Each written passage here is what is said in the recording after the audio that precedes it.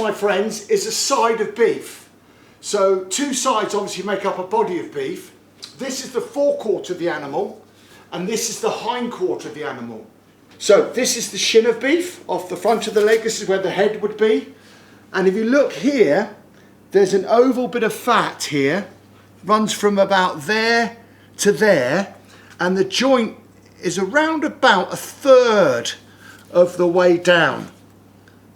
You go down there, come in here, around and over the edge of the block, you break it. Look at that, I got lucky again, there you go. And there is the shin of beef, which I'll take off. Look at that, beautiful, look at the colour of that. And that is wonderful for slow cooking. So if you take it off the bone, dice it and slow cook that, it's absolutely wonderful.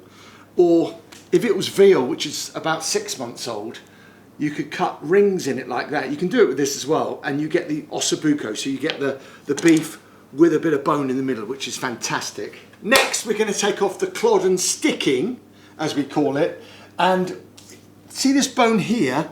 If you run down here and you feel for the other bit here, we just want to sort of tight to this bone here and parallel line. A lot of butchery is parallel line, so I'm going to go down here, mark it out before I cut through. Can you see I've got that nice parallel line with the fore of the beef here?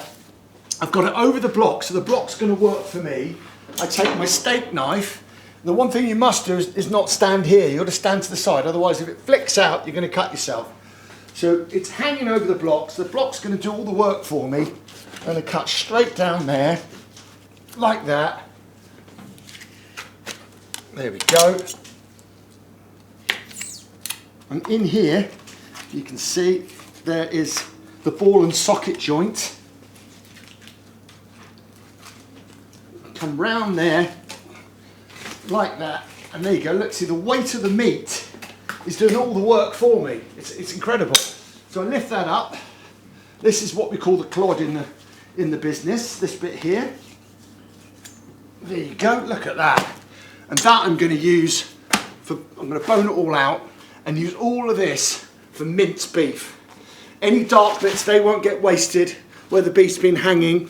I'll trim those up and we put that in our pet mince, which is wonderful. So that's called the clod, which I'll put over there. And this bit here is the sticking. And it's called the sticking because many years ago, that's where they stick it, right in there. They put a, there you go, look, it's come out. The sticking, and then before they slaughter it. Look at that, beautiful, and that'll be for mince as well. And this, when you learn the trade, this is what they give you to learn them, because it's not the most expensive cut, but it's a really awkward bone to bone out. So it's a really good one to learn on, rather than going straight into fillet steak, for example. You wouldn't touch that for like, well, I didn't for like 4 years. My father had me on a very small block, a 2x2, half the size of this, standing next to him. And all I would cut mainly is chicken all day, you know, and listen to what other butchers are saying to the customers, learn that way, you know, make a tea, put the sawdust out, clean the drip trays, all the jobs that you have to learn in any business really, all the jobs at the bottom. And it took 4 years really before he let me loose on anything of expense. Look at that, beautiful, that's the sticking. So next I'm going to take off what we call the brisket of beef. So I'm going to come around here, and what we do, we mark it out. So this is the forerib, and if I want to roll this forerib, I need a bit of fat to roll round that eye. So it's about there, can you see? There. So when I saw through, I've got this bit on the bone, which is also known as the tomahawk. Can you see that long bone there? So that's the ribeye, and that is a tomahawk or hunter-gatherer steak as they call it. I mean, it's called a tomahawk because back in the day it looked like sort of an axe, which they called a tomahawk. So we go down here and we're just going to go down at an angle. Use my steak knife. Again, I'm standing to the side. I don't, if it slips, it's not going to slip and go into my body. And usually I'll do this with 2 people because I'm going to saw down here. And usually you need someone to sort of pull away as you're sawing, but I'll try, as I'm on my own today, try and just do it by myself. You see that? Use the length of the saw, that's really critical. That's what it's there for. There we go, we get to the end, try not to saw the block. Perfect, if I don't say so myself. Look at that, that's the brisket. Beautiful, isn't it? And that, if you bone that out and roll it, that makes the most wonderful dinner, Sunday roast. My grandmother used to do it very low and slow with onions, Yorkshire puddings, cauliflower cheese, and it's absolutely delicious. And the Argentinians will cut it into strips like that and cook it on the barbecue, or asado as they call it, and it's absolutely delicious. One of the cheaper cuts, but the flavour is just awesome. That's the brisket. So next I'm going to take off the forearm beef, which is the most expensive cut on the forequarter of the animal.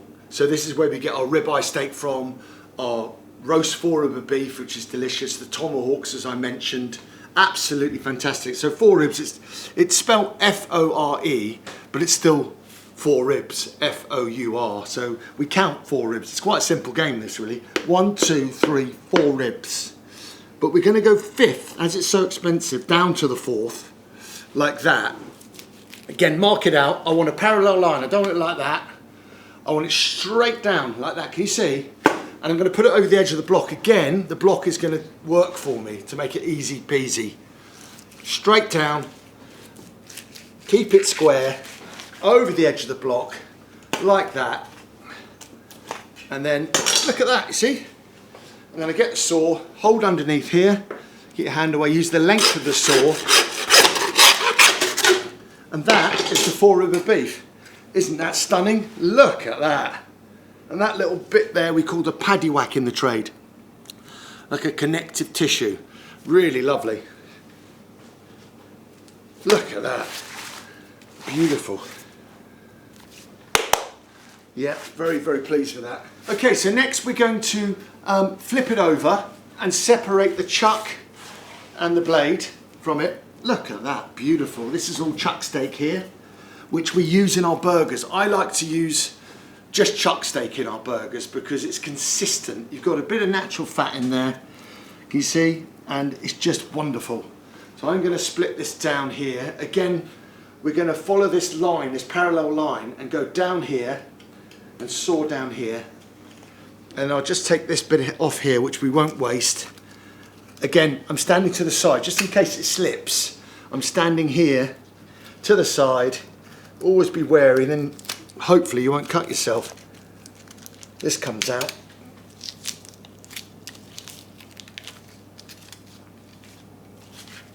Which I'll trim up later on. And there's some nice mincing. All these dark bits here will go in the pet mince, so nothing gets wasted. And I've marked out a line, a rough line where I want to go, which is down here. And I'm just going to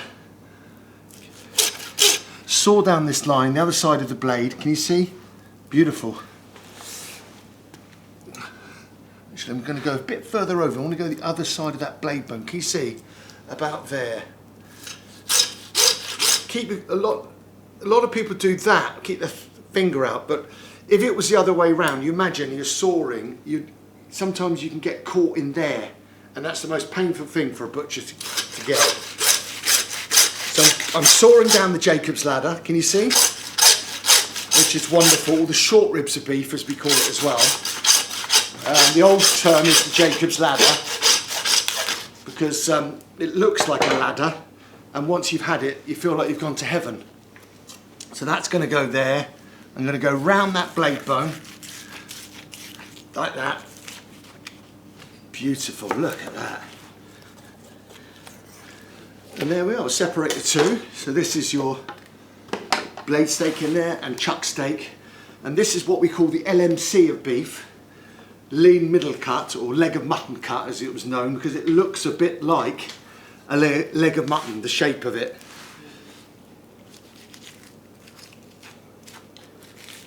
Just going to take off the short ribs. once you get into it, you can just follow seam, which is quite nice. It's all sort of mapped out for you. There you go, push it back on the block. Can you see, look at that, beautiful. So that is where you get your wonderful short ribs from. Beautiful, look at that. Any bone dust like that, just scrape off with a knife. Anytime you saw, you don't want to leave that bone dust on. And the reason we use a saw rather than a chopper is because the bones will splinter. You don't want splinters in your dinner. So that's the beautiful Jacob's ladder. And this is the LMC, which I use for a goulash. You can use it for beef olives. It's very, very good for that. And I'll just seam that out so you can see. Find the seam. Use the tip of the knife. Can you see I'm just using sort of the first inch of the knife. I've gripped down the knife a bit rather than up here. I'm down here, get a bit more control. And then just take your time. And a job like this can take a few hours, to be honest, if you're doing it properly, because it's like anything, if you rush it, you tend to wish you hadn't. Go, that's that, which I'll trim out, that'll be for minced beef. And this bit here is the LMC, beautiful. Go under, away from yourself, and then get into it, hold it taut. And then you can trim all this connective tissue off, which is a bit tough. It doesn't really break down, but can you see, look, it's like that. And here we go. So we've got 9 sort of primal cuts of beef from the forequarter of the animal. A lot of it I'm going to use for mince and stewing steak and our wonderful burgers. So here we have the hindquarter of beef, which is where we get our lovely topside from. You've got the leg of beef here, which is beautiful, a bit more shin there. You've got the rump here and the sirloin, which runs through here, and you've got the wing rib, and this is the fillet of beef. Right, here we go. I'm going to take off the flank of beef, which there should be a seam that runs down here. Just follow it down.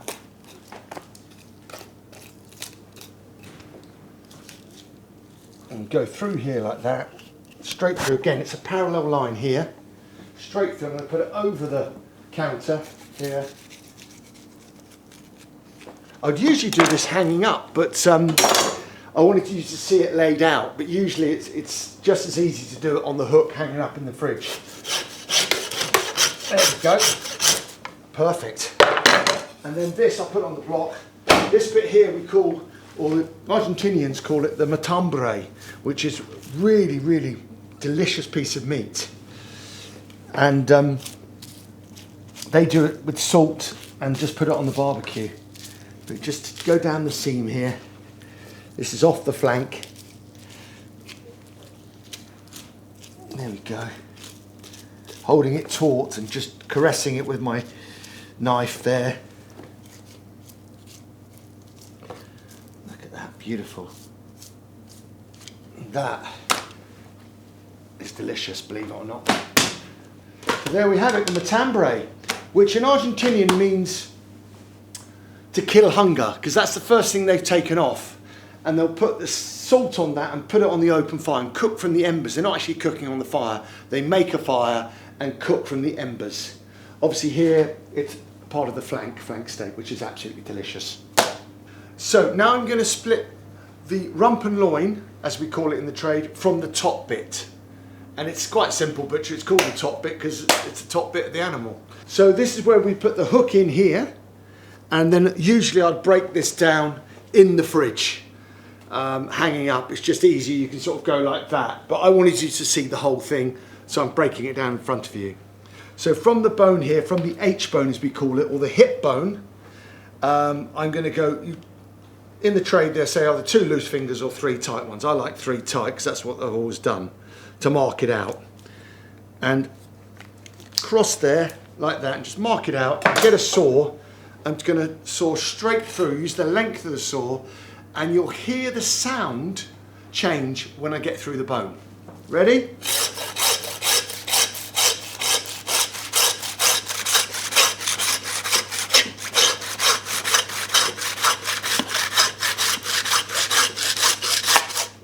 There it is. Did you hear that? That's it. There we go. That's the sound of you're almost through. So what you don't want to do is saw meat because it tears it. So we just want to saw the bone and then use the knife to cut the meat. So straight down. And you will get some bone dust on the meat here, but it's important if you're going to rehang this that you scrape the bone dust off. Otherwise what happens is the fur will occur on the meat as the bacteria will slowly set in as it hangs. There we go, look at that. See that bone dust there? So I'm just going to scrape that off. It's quite important for me anyway. I like to get that off. And the other side. Move that out of the way if you can see. I'll turn it around here. There, this is the fillet of beef. Look at that, beautiful. That's what we call the first cut of rump, or the point end of rump here, which is absolutely delicious. This is where the picanha comes from, those that like picanha steak.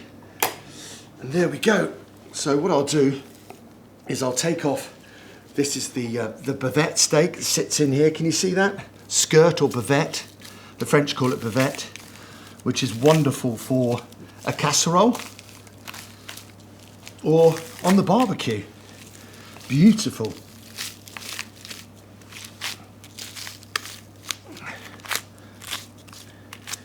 Just follow that seam down. Look at that, beautiful.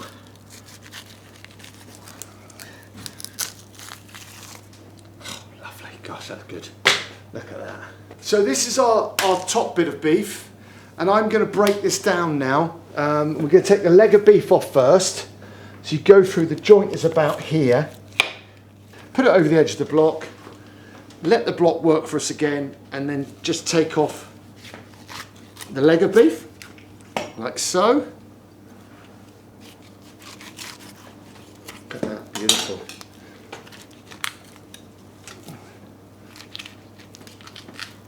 Take your time, don't rush this one because you don't want to slip.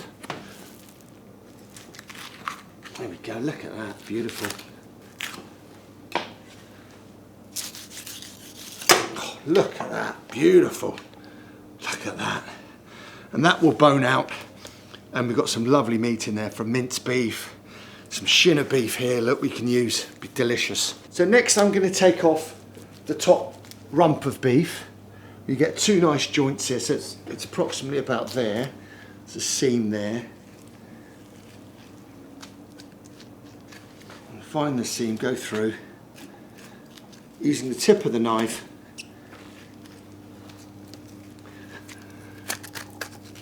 And just sort of get in there and you feel the bone. And just follow that down.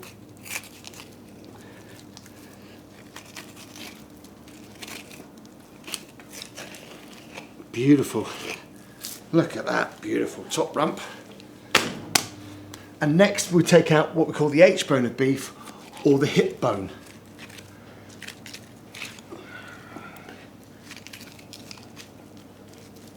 Take that bit out there, nothing gets wasted, so we'll keep all this. Look at that, beautiful bit of meat. And again, we just mark it out, keep our body away. We don't move around, get away from it. Let the knife, so if you slip, you're not going to cut yourself. Usually when you cut yourself, it becomes from like rushing. You know, if you're rushing to do something, or you're not concentrating, you make mistakes, like anything in life really. There's a little hole in there, just go around there, loosen that. So if you have a hip operation, this is what they take out. There we go. There's another ball and socket joint there, can you see?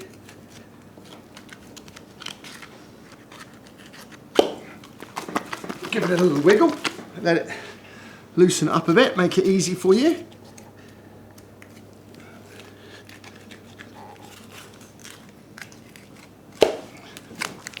There we go.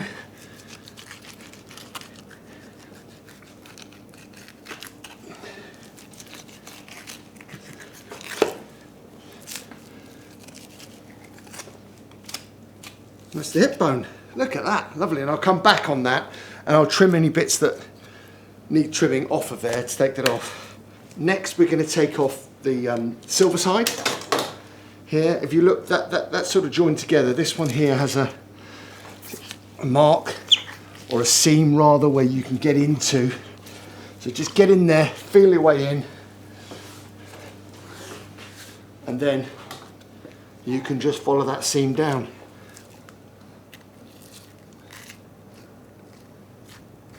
Take your time again. There you go, can you see? This is where all our wonderful topside joints come from. Just go down there, down the middle of the bone like that. Beautiful.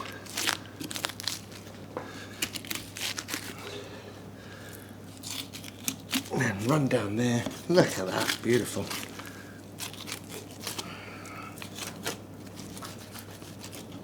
Absolutely lovely. And that is our top side. You've got the corner cut there, and you've got the middle cut there. Beautiful. And we'll take this off. The other side is the silver side of beef. You've got the eye of the silver side, or the Pope's eye as they call it. There, just going to wipe my knife, it's a little bit slippery.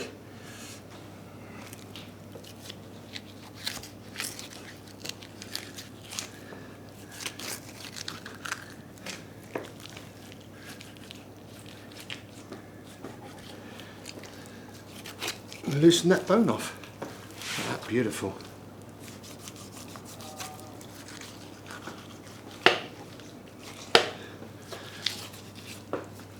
There you go, lovely. Oh, lovely, get that off, that's beautiful. I'll come back and trim that off later. And then, let me just take the eye of the beef off here, the eye of the silver side as we call it in the trade, or Pope's eye.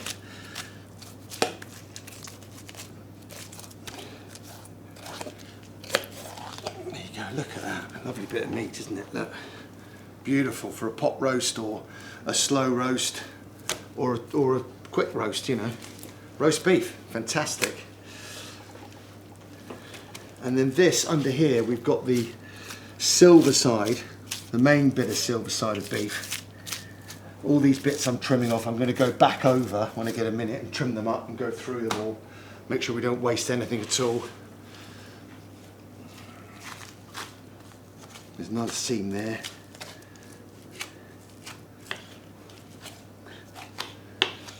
Beautiful, put that away.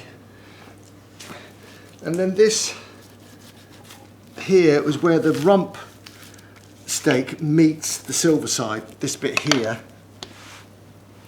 There, and that we call the H-bone of beef. It's an old English term, but it's a lovely flavour. That bit there, beautiful. And when I've got time, I'll trim all this up and I'll put some lovely fat over the top for roasting. So we've taken off the top bit. This is the rump and loin off of the hindquarter of the animal. And on the rump and loin we get all our wonderful steak cuts. So we've got the rump steak here, we've got the fillet of beef that runs down here, we've got the wing rib, which is a lovely roasting joint. I'll just show you that, look at that, beautiful. Or where the tomahawk steak comes from. And beautiful, we've got the rump here, and I'm just going to take off the rump tip, which is just here. There should be a seam here. So you find the seam, use the tip of the knife, like that, beautiful. I'm going to put it over the blocks, it's just easier to work with when you've got a bit of space. And this is lovely for the barbecue, this rump tip, if you can get hold of it. Beautiful, you have to go to a proper butcher's. Look at that, beautiful. I'll cut a cross section of that to show you. Just take the rest of that fat off. We're not going to waste any of this, we'll keep that because we can cut that into slices and put that on the top side of beef to keep it moist while it's cooking. We tie it back on, so we smash it all together. Little slices of beef like that. We put it all together like that, take out any kernels as we call it in the trade, and then we'll flatten that and put it back on the top side of beef. But that is a wonderful thing, rump tip. Cut through from there and show you. Look at that, beautiful. Okay, so next I'm just going to square this off because I like things square, parallel lines like this with here. So I'm just going to square this bit off a bit. Run the knife saw down here. Use the length of the saw like so. And that, I'll bone all that out and trim that all up. Nothing will get wasted. That'll be for minced beef. Look at that flavour. Beautiful. And now I'm going to take off the wing rib of beef, which is 3 bones. 1, 2, 3. This is where the hindquarter meets the forequarter of beef. The knife, I've lost the steak knife a minute. Doesn't matter, we'll go with this. There it is, I can see it now. So straight away, I want to go straight down here.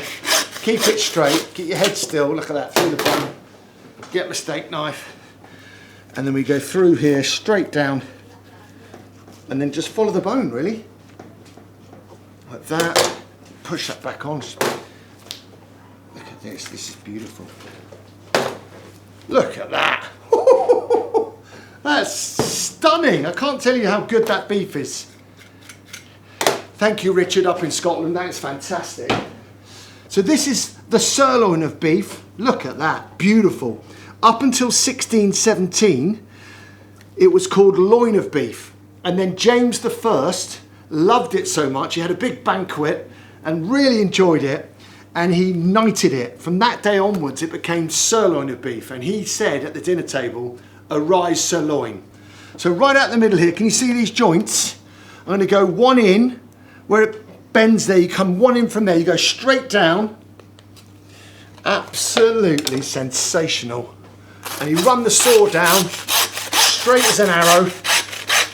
There you go, and you hear the sound in the change. When the saw hits the meat, the noise changes, and you go straight down. Look at that. That bit there is the fillet of beef in the rump, sometimes known as the Chateaubriand. Beautiful. And this, my friends, is where we get the T-bone steak from. Look at that. And really, where it tails off this, can you see about there? So you're only getting really 5 or 6. Can you see? I like a T-bone to be half a joint. I'm not going to cut one now because it's better to cut it in front. I like to cut things in front of the customer. A bit of theatre. And they're paying a lot of money for this beef, just as I have. And they like to see it cut in front of them. And I'll trim all this gristle out. And yeah, it'd be absolutely wonderful T-bone steak. Beautiful. And there we have the rump of beef. Again, this is all rump steak, and on the top here is the fillet of beef, which sits in the rump, which is sometimes known as the Chateaubriand of beef, for its flavour. It's a wonderful flavour you get from that, and I'll just trim that out and take that out for you. This is around about 1.2 kilos in weight once I've trimmed it. And this cut here I use for our beef Wellingtons because it's a bit thicker. So when you've sealed it off and let it cool to make your beef Wellington, you can cook it for 40 minutes because obviously the pastry's got to cook, and that takes 40-45 minutes. And then you've still got it pink in the middle, which is just wonderful, what you need. Can you see? Look, just follow the seam round. And that is a beautiful piece of fillet. What I'll do is trim it up for you and show you. So there's a bit of chain, as we call it in the trade here, this bit that sits on the edge of the fillet, chain, which is absolutely fine, but I'll go through that later, trim that up, and that'll go in the mince. Nothing gets wasted, because it's not what you sell in business, it's what you waste is where your profit is. Run through there, look at that, beautiful. And this makes a wonderful dinner, you know. I like it with potato dauphinoise, I like it with some French beans, very simple, nice peppercorn sauce.